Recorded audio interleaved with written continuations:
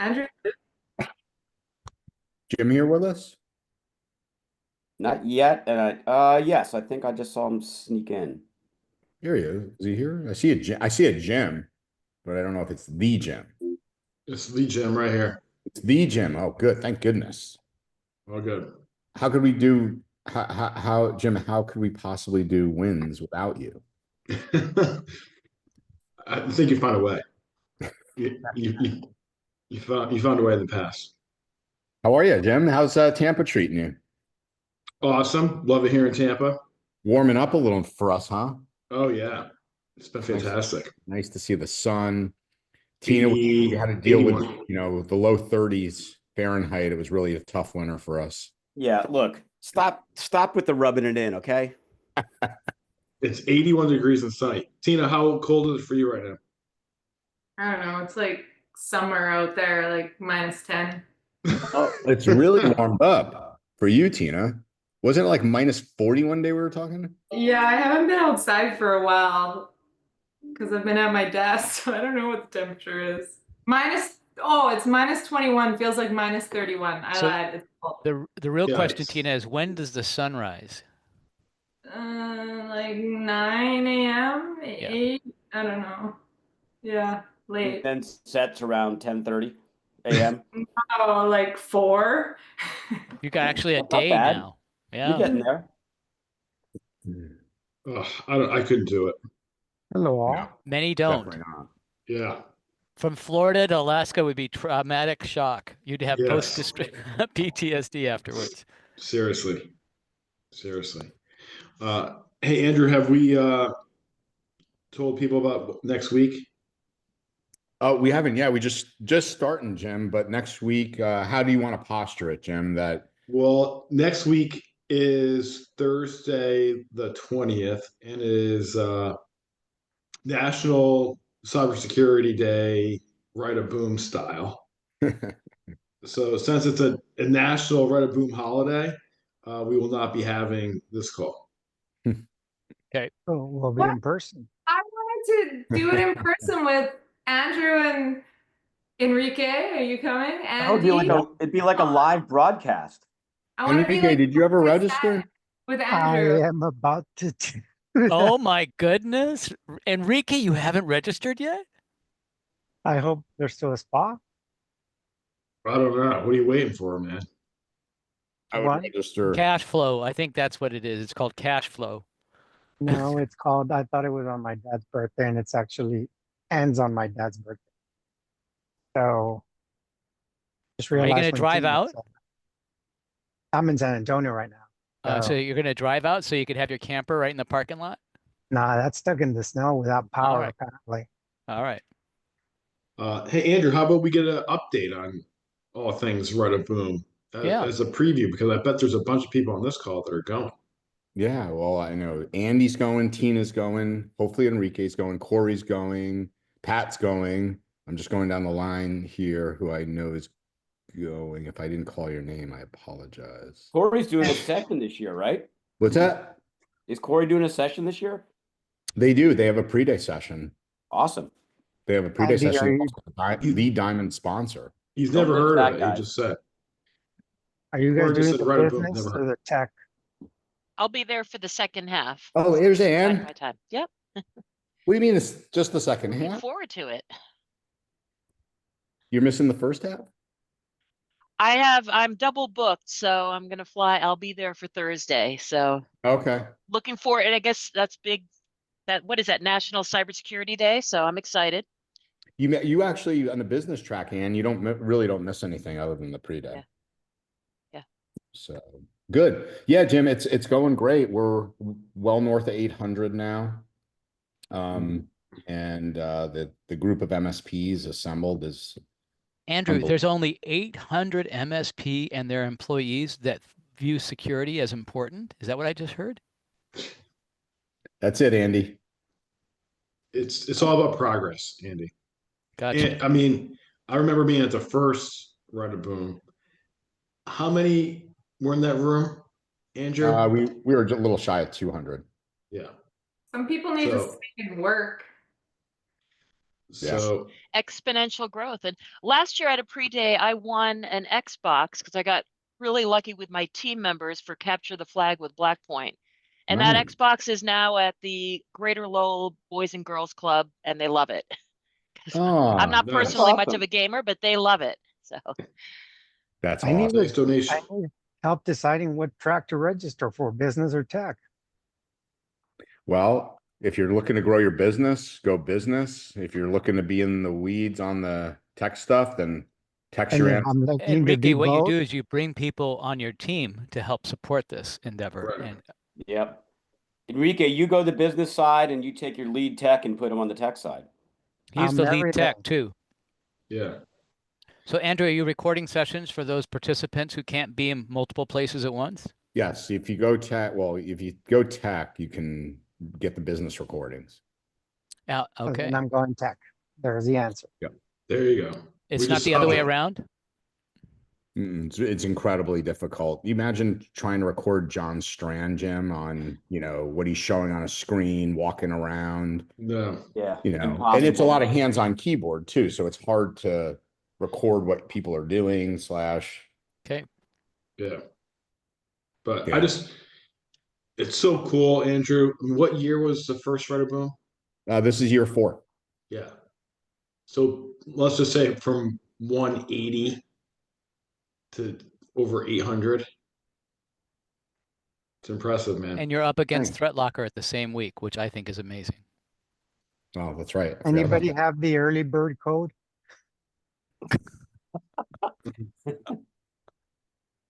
It's sassy space call. Yeah.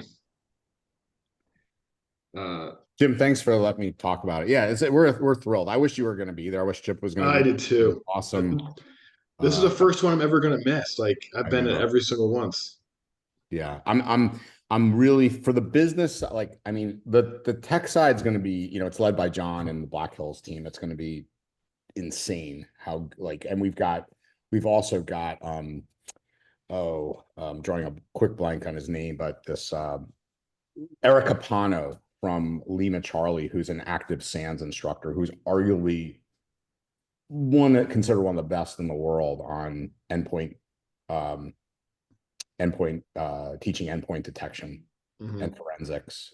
He's teaching, but on the business side, man, these conversations I've had with Brent Adamson, the author of the Challenger Sale, and on his new, it's really exciting what the MSPs are going to hear about. And then we got Bill McLaughlin, Jim, on a fireside chat with him on Wednesday evening. Yeah, I know. He told me he's excited. So for those folks that are hearing this and getting jazzed up, but they're not registered yet, do you still have space available if they want to register now? Yeah, we decided to keep it going. We went, 800 was but we talked to the MGM, and we're going to keep it open. So we're okay.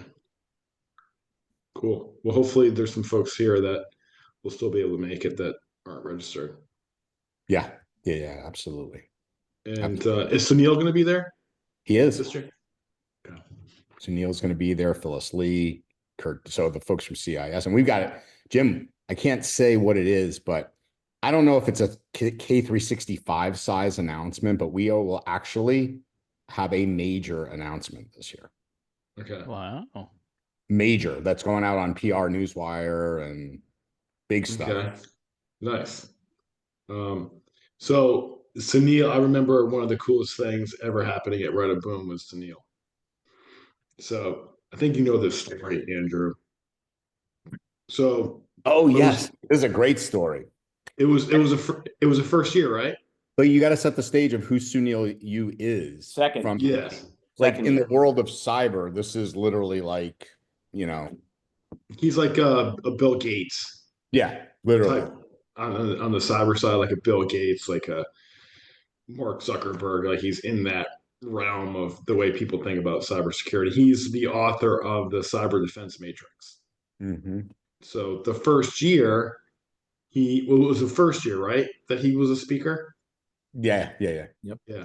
So just to take everyone back, when we started SaaS Alerts, we raised a couple of rounds on convertible notes, and one of them, one of the investor groups, was a group, and it was a bunch of angel investors, mostly from Silicon Valley, and it was headed up by Dov Yorn, who's also a big deal in cybersecurity. But what he did was he basically syndicated it. So there was a bunch of investors that came in on SaaS alerts that we never knew who they were, right? They were just people that came in under Dov's syndication deal. So with that as context and background, I've never met Sunil before. He's at Write a Boom, first one. He's a keynote speaker, big deal. So he does his thing, and then we're in the myself and Pat Sullivan, we're in the vendor pavilion after, and we grab a copy of his book, the Cyber Defense Matrix, to have him sign. So he comes over to our booth.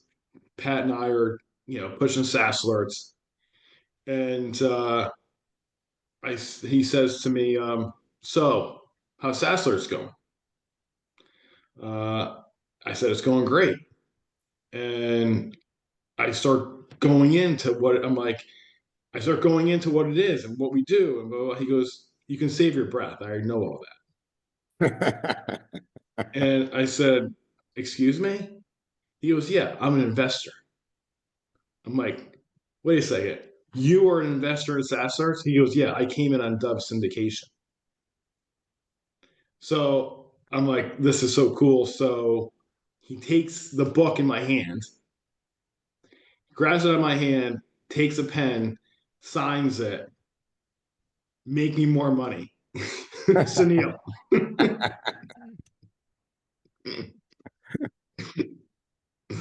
So that was pretty cool. Yeah. The And things Jim, that happen at Write a Boom. if you remember on stage, someone asked him the question, out of all of the vendors here, who would you choose or where would you start? And that's when he said, full disclosure, I'm an investor in SaaS alerts, and I've never seen the booth light up like that. There was a line out the door because if he was an investor, it made everyone think, what are we missing? So it was a really special moment. That was cool. And just to give you an idea of who he is, he's the most humble guy. He's like a John Strand, very incredibly humble. He was the chief, like if you think about how big Bank of America is, he was the head of cyber research, and chief data scientist for Bank of America for years. And the book, which I highly encourage you all to get, if you haven't heard of it, it's called the Cyber Defense Matrix. You can go to the cyberdefensematrix.com to get a visual. It's free. By the way, just real quick, we as the MSP community made it into the book.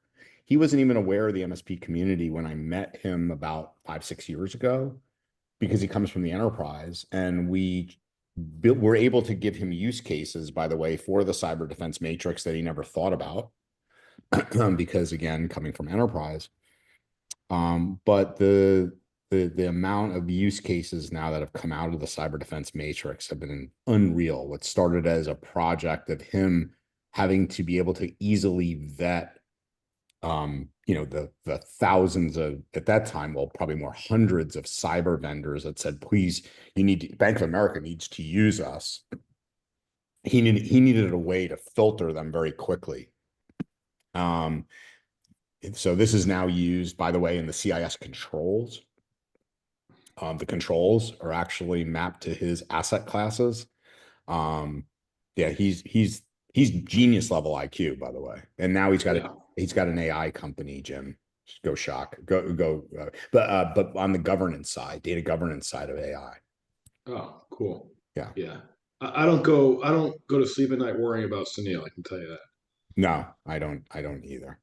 But that's awesome. And I'm sure this year's Write a Boom is going to be bigger and better than ever. And I'm just sorry I'm going to miss it. So hope everyone that's on this call has a fantastic time. Yeah, There absolutely. help desk for the registration The registration. What's of that? the event. Is there a help desk for the registration of the event? Gave me an error. Well, Enrique's trying to register and apparently he's having trouble. all right, I'll take a look, Enrique. Let's get this kicked off though. Yeah. And then send me an email, Enrique, just so I don't space. Okay, so let's start off with some wins, Jim. So I think I've told people in the past I do these pulse checks now as an executive at Kaseya with Kaseya customers about how things are going and what they're doing. And I was on with the MSP earlier this week, about a 25-person MSP. I love it when they tell me that they're using SaaS alerts, and I'm like, oh, how's it going? Just 2 weeks ago, they caught a BEC for a law firm that they have, and no MFA. Here's the good news. So they caught it. They caught the business email compromise. They said, look, this is how we were able to catch it. And this is how they bypass. Well, they didn't bypass this. You don't have MFA. This is one of the reasons, contributing factors. Now everyone in the law firm's out on MFA. But so they're like, we were able to create goodwill by catching it and by showing them now, what happened and how we did it. Now they're now convinced that MFA is something. Yeah. Why would a law firm need, to protect? There's no sensitive information there. Not at all, especially if they're IP attorneys. Yeah, but like Ben just mentions in the chat, and he's right. For whatever reason, they are like the last ones to get it. Like they just have this really, kind of indifference about security. Look, if I was an MSP, I would say I got, I would do like a $5,000 challenge with them, Jim, on a tabletop that, let's run you through a tabletop.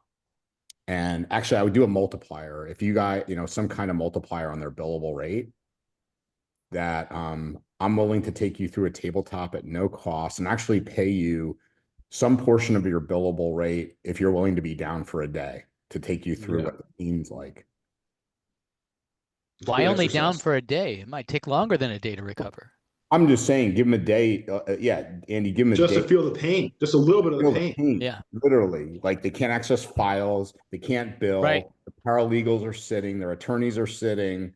Oh, and by the way, they get a ransom that your data is on the dark web also. And let's see how reputational damage. You haven't even begun to factor in that.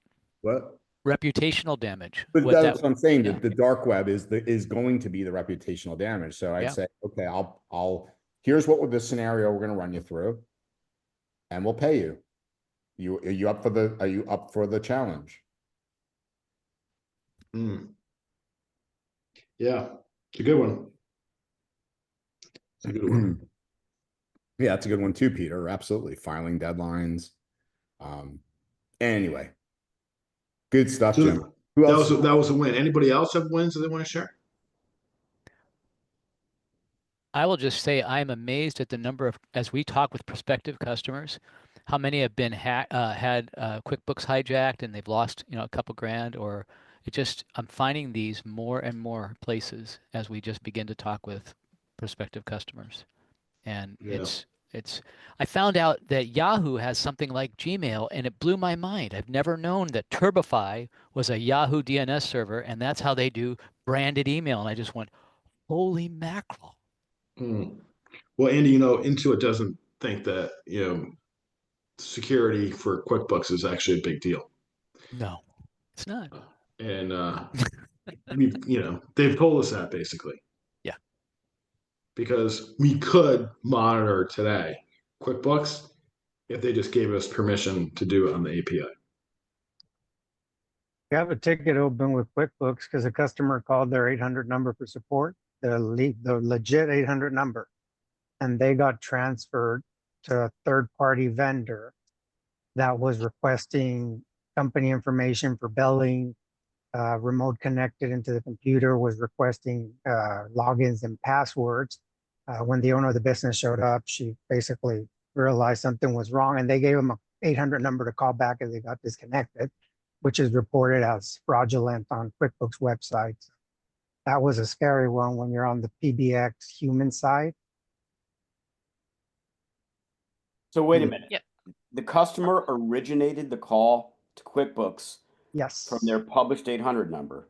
From published, and they even have it saved on their contacts. I But went over it every which way with it. did they pull it from, did they Google it? Because the No, top no, result, no. They have it saved in their iPhone and their contacts. The legit number. Then the owner, she Googled the number they gave them back to call back if they got disconnected. Because she started, what do you mean you need my billing information? Well, you have it. They're like, well, no, because we're a third party. So they were already remote into an employee's machine, going through stuff and showing them a whole bunch of printouts, requesting logins and passwords. So they called back again to Intuit after this, and they were very interested in documenting everything. How it got transferred from Intuit real number, real humans to that? That's the $1 million question that we haven't answered for weeks. It seems like Intuit's been compromised. That's what it seems to me. That's the implication. Yeah. That to me is what it seems as well. I even had them pull PBX logs with their SIP provider vendor and stuff, and the number was dialed correctly. I mean, Yeah. Sounds like there needs to be like a cyber QP solution where they are able to validate backwards. But that would mean that they have to take security more seriously. Well, probably don't want people to know there's security risk, so Yeah. they'd rather not look for it, right? Seeing Adam's face, I had a question for SaaS Alerts as a whole for product development, and that would be, is there a way for us to, with Kaseya's MDM, be able to track mobile devices in Unify if it's in Kaseya's MDM, That's just like Data RMM? Yeah, that's on my roadmap for this year. Haven't begun to like truly draw it out, research it, document it, but it's high on my list. Because those MSA alerts that come in, hey, it's logging in from a mobile device, I would love to be able to say, we absolutely know that's their mobile device. Yes, sir. Me too. Thank you. All right. Others? Anybody else got some wins this week? Jim can't be the only one.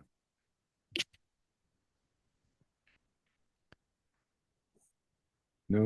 All right. I don't have a win, Andrew, but before we jump to Adam, I'm going to jump in and share a screen and give everybody a win. Okay, perfect. Let's do it, Chip. All right. Is it a video of you skiing? That would be a win for everybody. I'm a It would, Chip. It would be a win. Okay, it's better than that. I'm going to take you back about a month, and we're going to discuss what I'm going to call the Enrique principle. I don't know why, but Enrique has been getting a lot of attention lately. Actually, this would go back before the end of the year. So we had a whole discussion around how partners can utilize both K365 and SaaS Alerts standard for different scenarios. And we told Enrique, no problem, Enrique, you just need to set up a different tenant for your K365. And Enrique very graciously said, all right, I can do that, but we all could tell he didn't like it. So because there is a much broader motion across the Kaseya family of products to sell things to state and local governments, education, nonprofits, all that kind of stuff, things that SaaS Alerts, quite honestly, didn't engage in that much. We've developed a new feature that is going to double and solve Enrique's problem, and it's this. You can see I'm on our QA system right now, if you look carefully at the URL. So this will be coming to production in, I don't know, a week or 10 days, certainly not this week. And when you create a new organization now, or when you edit an organization, you'll have that ability too. You're going to see a couple of new fields. Obviously, you'll have the organization name. You're going to be asked and prompted for a domain. And depending upon the domain that you put here, you're going to be able to select the license type. And this is going to correspond for anyone who's converted over to Kaseya Billing, which is a lot. A lot of folks have bought K365 User. You'll get a drop down here of the licensing that's available for this type of customer. So, for instance, in EDU, we'll have SLED, State Local Education, available. This will match back to the licensing grant that you have inside Kaseya system. Conversely, if we throw this out here as a .com, we're only going to have standard SaaS alerts or K365. It's a very flexible system. We'll be able to add different licensing types to adapt to the market as time moves on. But for Enrique's particular problem, Enrique, this gets rid of the issue where we asked you to set up 2 different tenants. Now you can roll them all into the same one and have different types of licensing and billing scenarios all in one spot. It You also fits can right edit. in with something that I'll tell you right now that happened. Okay. You'll also be able to manage this for every existing organization. So obviously you see this when it's new, you'll have the same prompts available to you and choices available to you in existing orgs. When this goes into production, now I really want everybody to listen carefully what I'm about to say. When this goes into production, every organization in your tenant is going to be auto-selected to standard because that's what most are. We're asking you guys, or you guys are going to need to, if you have folks that are K365 in that same tenant, you're going to need to go ahead and modify those. We don't have that information. There's nothing different about a SaaS alerts instance for K365 user than there is for standard. So we don't see it. You guys are the only one that's going to know that. So we know that's going to be a little bit of work, but it's far less work than asking you to go through and set every single customer organization. So we'll handle the bulk update that covers most of them. This Make is sense? effective March 1st, basically? I don't know if this will be March 1st or not. I mean, I need to lean on Liron to determine when he thinks this is going to go to production. I would think that's possible, but can't promise that it would be March 1st. Because I just moved to K365 user and I have one organization that's SaaS alerts only. And so I'm looking to break them out that way, and they didn't know how to do it so far. Yep. And thank you for solving that problem. Yeah. So, can you clarify? So if we're already K365 user, when they make this change, everybody's going to go back to standard and then we switch them back? We can handle exceptions like that. So, Ann, if you have a tenant that is all K365 user right now, just let us know and we'll make sure we handle that when we put this into production. Okay, because I think then you could wind up with, if you have a certain number that's K365 user, if they all went to standard and we didn't notice it, we'd probably build extra for those because we have a commitment on the K365 user. And is there a published priced, like, does everybody have access to the SLED? And do you have information? Because I've got a municipality I want to talk to about getting. Yep. Yeah, definitely talk to your account pricing manager. too. Okay. Tell them that you've got a municipality that you're going to work with. SaaS alerts obviously is not setting the rules for who is allowed to get the SLED pricing. Okay. The way that has been described to me is it's essentially for state, local, and government and education. Nonprofits are the one-off use cases that that can obtain special pricing. That's no longer mine or Jim's decision exclusively to decide that, but your account manager can guide you through it. Yeah. So this would have saved me 12 hours of nightmares, Chip. Aren't you glad that he heard your request and you don't have to do it anymore? Changed my data center from my SD-WAN in Dallas to a new one, new IP address. You guys picked it up as Germany at 10 p.m. and killed me and kept on killing me and killing me and killing me. And now since my primary tenant where we're on is no longer Microsoft SSO, I was able to fix my SSO issue, but then my keeper password manager got blocked because so many failed attempts. So I didn't have a password manager, so I had no way to log into my primary SaaS alerts instance, which is a username and a password. So I could not whitelist myself. So I was in a never-ending loop. Then I used my service account. That one got blocked as well. I had to do Discord with Ben in the morning. So yes, awesome. Well, like I said before, Enrique, you were very gracious, but clearly disappointed with the last answer to this problem. So we fixed it. This allows us to work our way into customers for cloud security that we don't have with K365 user, just with SaaS alerts. I love it. That's what Enrique and I both are doing. There you go. Thank you guys. Asked to deliver. Just a quick comment on the IPs. IP address data is not perfect. We estimate that the data that we've seen across billions of events is roughly 90% perfect. Just due to the nature of how IP data kind of operates, there's a week or weeks delay in getting IP address data. So if you guys run into situations where you see that the IP location or geolocation data isn't accurate, reach out to a support team, and because we have the ability to quickly override those and kind of stop the bleeding for you. So please reach out to us and let us know. We'll go through a verification process, of course, but we can take care of that for you. I put a feature request in with Ben that you all need to use multiple data sources and then use AI and match and do a whole bunch of stuff. Yeah, no Well, problem. Enrique, we do. The service that we use, that we subscribe to, subscribes to at least a half a dozen different data sources and compiles them, compares, and basically it's a weighted voting system. So that it's still imperfect. When I was researching your issue from last week, I found 1 out of 10 different IP geolocation services that I manually searched that tagged that IP address as Lithuania. Everybody else had it in California, Los Angeles specifically. So I still have that one pending to respond to, because the funny thing is in Microsoft audit logs, it's showing Lithuania.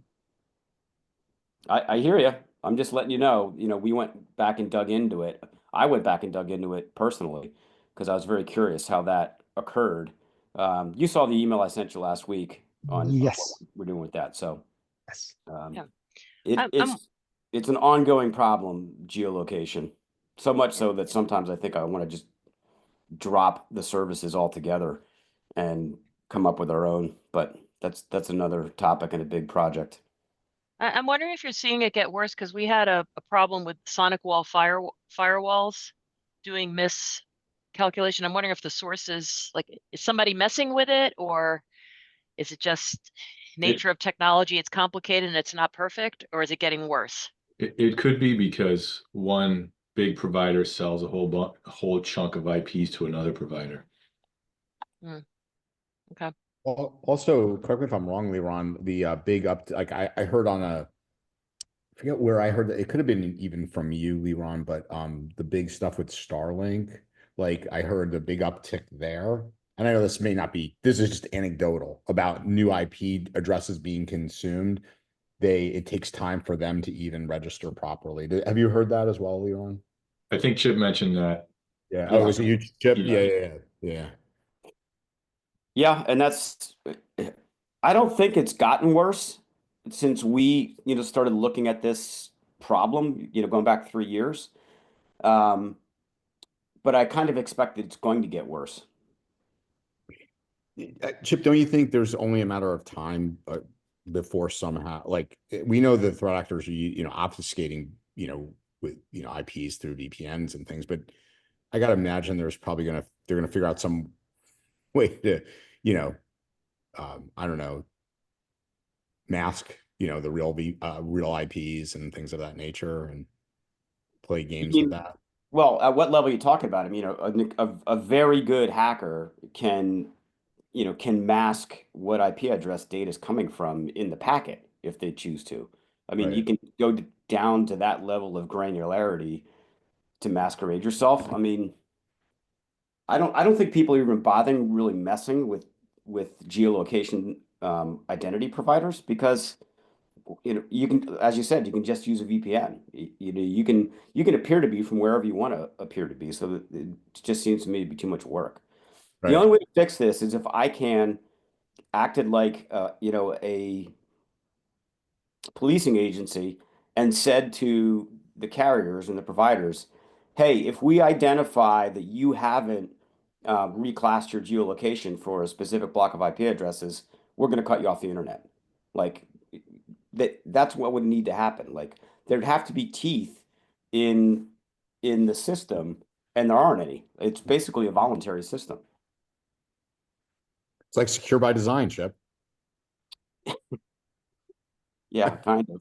May I ask a question? How does the fact that Starlink and you have people on airplanes or moving objects, how does the GeoIP work for that? How does that even have any influence over that identity? Because I would think that that would be one way to really take advantage of things. Well, I can answer that now, and that will also answer why I think it's going to get worse. So right now, when you use Starlink, you bounce off of a ground station, and typically the closest one to your geography. So my IP address right now would register New York City. That's where, or New York. Okay. The base that I bounce off of is just outside of New York City.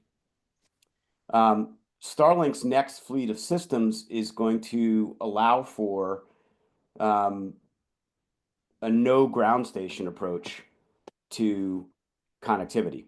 You guys probably everybody has seen their trial that they're rolling out with T-Mobile, Right. and will soon go to other carriers, that literally anybody that wants to have direct cellular phone connectivity initially for SMS and rich text, like iMessage, we'll be able to get that directly from Starlink satellites, and they're going to move forward to just direct internet connectivity for all devices. And now, that's why I think it's going to get worse, because precisely what you say, Andrew, my cell phone here will become an internet connected device for everything, rather than a cell device that's going through a fixed ground-based location tower, and I'm just running around with it. So who knows where the hell I am? I don't know.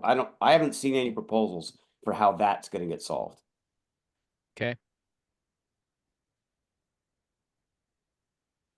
Interesting. All right. Should we go to Mr. Adam? Yes.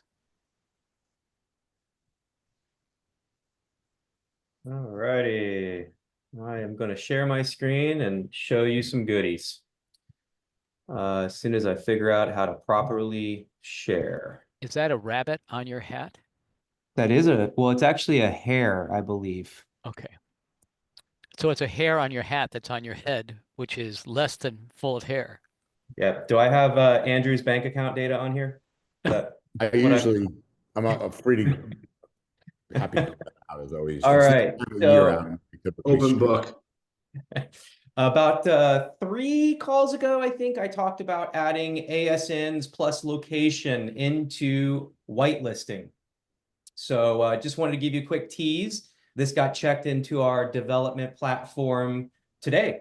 And so it needs to go through our QA process and get released, but hopefully very soon. So I promised, and we will be delivering here very soon. That's the first item. And the next item is on a different tab. Sorry, guys. First time using a computer. I can't find the one that I want. Ben, he's looking. What's the PC term these days? Power filters. Huh? I literally have it in my Chrome. I'm looking at it. There it is. I guess it has to be the active tab. All right, this one's a little bit of a mess, so just bear with me, but this is part of you guys getting to see the sausage being made. So the other thing that I promised a few weeks ago was the idea of a global scope for our newly renamed, and I mentioned whitelisting on the last screen. I'm now going to call it power filters, because in my brain, that's how we're releasing them. But we are, as part of a soon-to-be released feature, after we do the ASN and it gets into place, the next one is a global scope and renaming whitelisting to power filters. So we'll be adding a new tab into the settings menu called power filters. We will also be adding a new tab into the organizations section called power filters. And I will give you the normal product manager speak of, I'm just drawing this now. By the time it gets to production, things may change. I'm not promising anything, yada, yada. So once you go to either the tabs, you will open up a power filters screen like you're used to seeing at the organization side today, but you will have the ability to add power filters at a global level. So in this particular instance, I've added the United States at a global level, and I've added this particular IP address at a global level. Now, as we move in down the scope into the organization section, and again, excuse all the arrows and things, but this is how we communicate to our devs. We are going to have the ability to see. So if you'll notice here, I have United States, which is what we added at that global level. It's grayed out to indicate that you can't remove it from this particular spot right now. But we've also added Canada, and oh, hey, by the way, I added another United States. There's a reason why we did that. Don't need to get into it exactly. And we added a new IP address. And we've got our filter set. Well, actually, in my drawing, we have it set the wrong way right now, which I could fix very rapidly because it matters. Actually, I can't fix it right now on the line, but let's pretend that this was inherit. And so I am inheriting the global settings in, as well as I'm adding the organizational ones. Then the other option is, well, you know what? Maybe I have an organization where I just do not want to inherit the global settings. I can flip that toggle to do not inherit, and you'll notice that the United States one that I had at the global level and that other IP address has gone away. The next contextual level down is the account level. So this is an updated modal for the account power filters. And in this particular instance, I have the toggle the right way. I have my inheritance on, and you can see we've got our breadcrumbs here, or our pills here that are saying, I've got the global United States, I've got the organizational Canada, and again, I'm adding United States. It could be Mexico or anything else. And then I've also added an additional IP address here for this particular account. The other way to do this is I can also say, hey, you know what? I do not want to inherit from the organization above me, which means that this account will only have these particular items inside its power filter list. So that is coming here. I don't know if I want to say soon, but soon-ish. And this is where you guys all clap and you say how amazing I am. And then you tell Liron that I don't need to stick around the rest of the week. I've done all the things I need to do. That's the second time you tried that today. I know, and I'm trying. Just because you have an audience now, the answer is not going to change. Oh, dang it. Adam, right. I do have some questions for you about this. Sure. I see this as a way to enforce compliance with our customers around cloud access. Can we get reports about these settings, power filters, by customer so that we could detail out these power filters and that it meets a particular policy or compliance standard? I'm just going to say yes, because Amanda's not on this call and she's the report wizard. So yeah, I think probably tomorrow. I think that would be a really helpful tool, by the way. Yeah, no, that makes a lot of sense. I actually really, really like that. I think it dovetails nicely into the reporting that the other things that we've got and that we're expanding to. So I'm actually not saying yes because Amanda has to say yes, but I can't imagine not wanting that report. And then just taking, and I don't know if this isn't the case currently, but to be able to define a packet of reports, to have that go by customer and be unique by customer. Does that make sense? So now I'm saying, hey, here's the proof that this stuff is compliant and going forward. So it's artifact creation. I don't know that I understood that one. Okay, so there might be one set of reports that don't include power filters as an example that I'd want to have go to a customer. And there'd be another that would have other reports that I want to include to a different customer, and to be able to find those packages in reporting to go out. So you want to bundle certain reports into a package and then be able to schedule or run that package Against certain customers, correct. Yeah, I mean, that'll be something we'll have to communicate to Amanda the next time we're on a call with her. That's definitely out of my ability to make a promise. Enrique.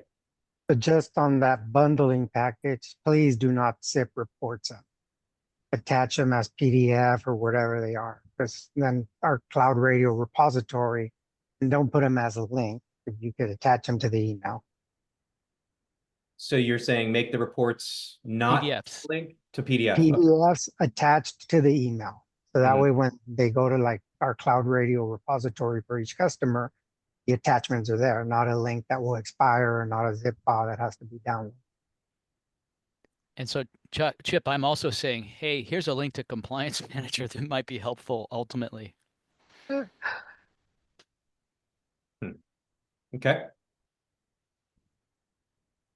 I was super excited about this global settings, figuring that as we released the ASN plus location logic and the ability to quiet down the Microsoft file share type things, or not shares, but file movement. Am I off base here? Am I on base as far as the global scoping goes? Because if I don't have to build this, I won't. I think it would be amazing. Yeah, Adam, can I ask a question? Could that, can you, and if I missed it, please forgive me. Can you do it by individual on what they can share or can't share by roles and things of that nature? Good question. Let me clarify. The power filters, that is purely for disabling the outside approved location on an event. It's not really related to what people can share and things like that at this point. This is just, hey, I am supposed to be in the United States. I logged into Mexico. That is an outside approved location. And so these power filters allow us to adjust the outside approved location logic so that we don't fire an outside approved location alert when an event occurs in a particular area or from a particular ASN or IP address or something like that. Yeah, this is fine tuning and noise reduction, Andrew. Okay. Chip, do we have access to tags in Microsoft 365? To tags? Yes. In other words, would we be able to discern what content we would want certain people to have access to, and report that these people have access to this and these people don't? No, not today. We've stayed completely away from anything content related. That's been. I'm thinking at the file level, not a tag level within the file, but where I'm going with this is AI and being able to help create a report that would say your tenant is susceptible to AI in these ways. I'm not sure I'm following you, Andy, but okay, maybe we can kick around offline. Absolutely, thank you.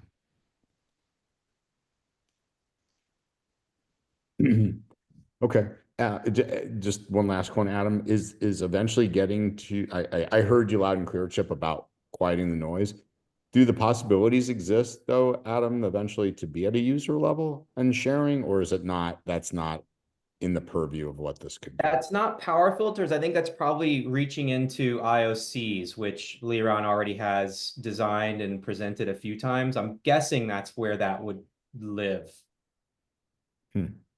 Maybe I'm wrong if I'm understanding the feature. What you're asking for. Here's the reason, like, you know, you're when an organization goes through an audit, right? The standard, you know, very high level, right? Who did what, when, where, why, who moved what, when, where, why. And, you know, historically, that's relatively easier to do in on-prem, right? Versus when we start getting in, you know, cloud and cloud sharing and things like that. That's so Andrew, are you talking about data sharing? Yeah. I mean, there's already quite a lot of visibility in our regular event stack around when people are sharing files, documents, etc., either via email or via SharePoint or OneDrive or Dropbox, external to the organization or internal. Or internal. We already have events that track all of that. And it makes up an awful lot of the data that we carry. Those events by default are low-level events or low-level events. But in aggregate, they can, and we have several respond rules out there that look at this. Like Andrew Morgan just, shared 100 documents with 15 different people. Well, that's kind of unusual, and that would get picked up. So if that's what you're talking about, there's already a lot of that built into the platform. Well, it's both anomalous and non-anomalous, Jim, because an auditor wants to see that you have controls around data sharing and rules, right? And you know this, you went through it. Yeah. But for MSPs, this is an area where the customer will come to them in a regulated environment and say, hey, can you help me? Can you help me with this? Because the auditor is saying I need to be able to prove I have some type of guardrails around who accesses this, who shares. Yeah, you're talking about a mapping report of who has authorization to get into what places. And when they did it, right? Who did it? When can you prove it, right? That's an audit, right? When they did it, we have.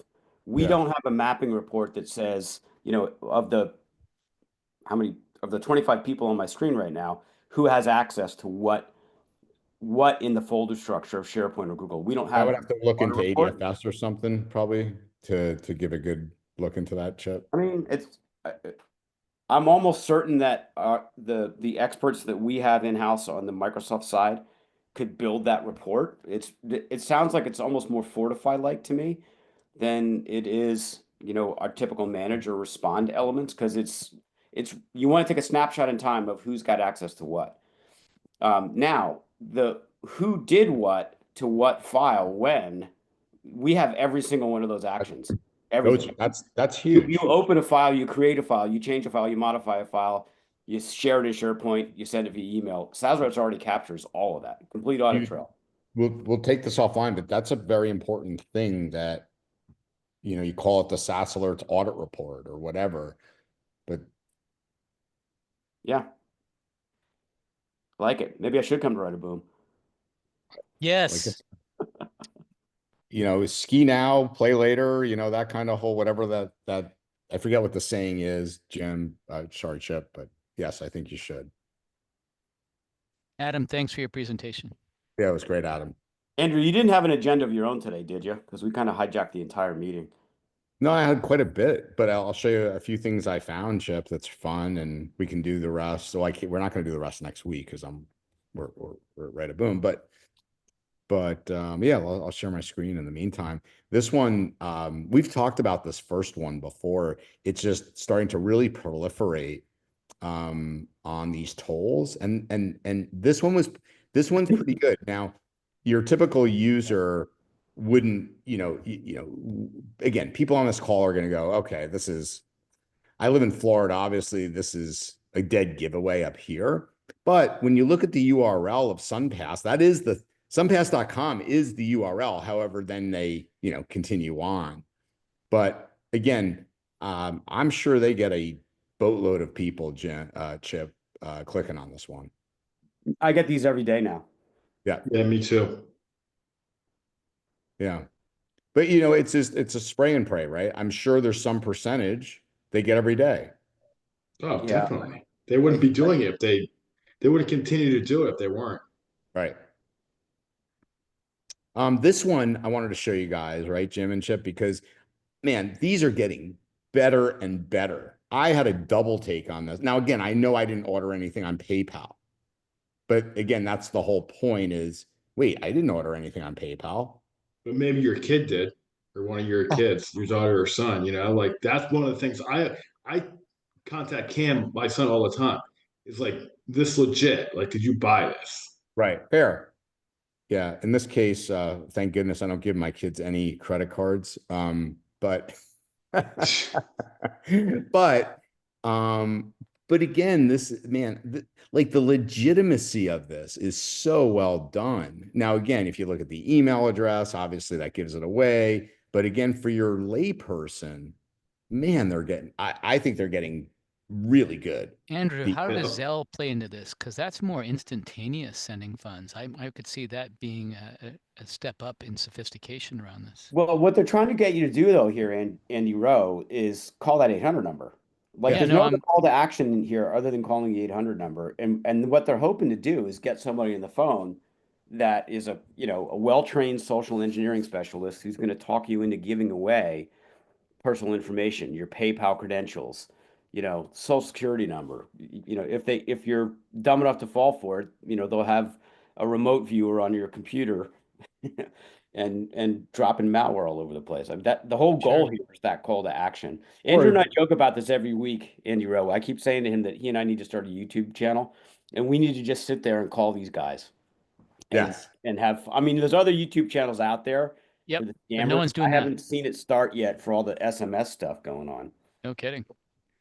I'm just thinking how Zelle is going to, they don't need to call anymore. Now they just find a way to get you to, oh yeah, I forgot to take care of this type of thing. And it's instantly gone. Yeah, I mean, I haven't seen this for Zelle yet, but imagine when you start seeing that. Yeah. It's going to come across to me looking like my Wells Fargo account and a Zelle payment was made, and there will be a lot of people that fall for that. Now they think they're talking to Wells Fargo with the Zelle logo on it, and they're going to hand over all kinds of personal information and banking information. It's coming. Of course.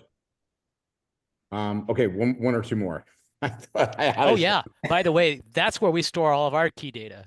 I had to show this one. Have you guys seen this? No. Yeah. Oh, you didn't see this, Jim? Oh, No. Jim, See this? come on. Oh, this is amazing, Jim. Chip, are you aware of this? Andrew, this thing tunnels right under my house. Okay, but are you aware what this is? Oh yeah, absolutely. Okay, you want to tell everybody? Because this So is beautiful. this popped out earlier this week where there's a multi-threaded conversation between Elon Musk and Trump and the press about all the federal employees that are retiring and how fast they want to retire or separate people. Something like 80,000 people have taken Trump up on the early buyout offer that they made.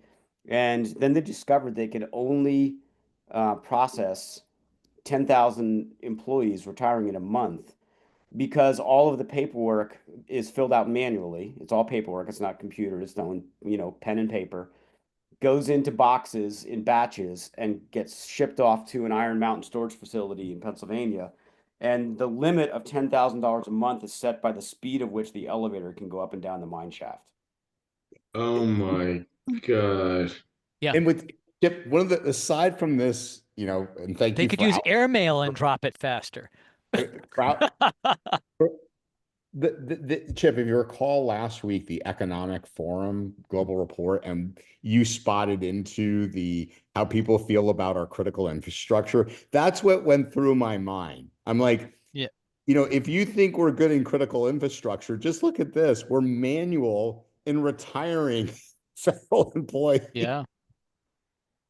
Because they don't retire. Right. Exactly.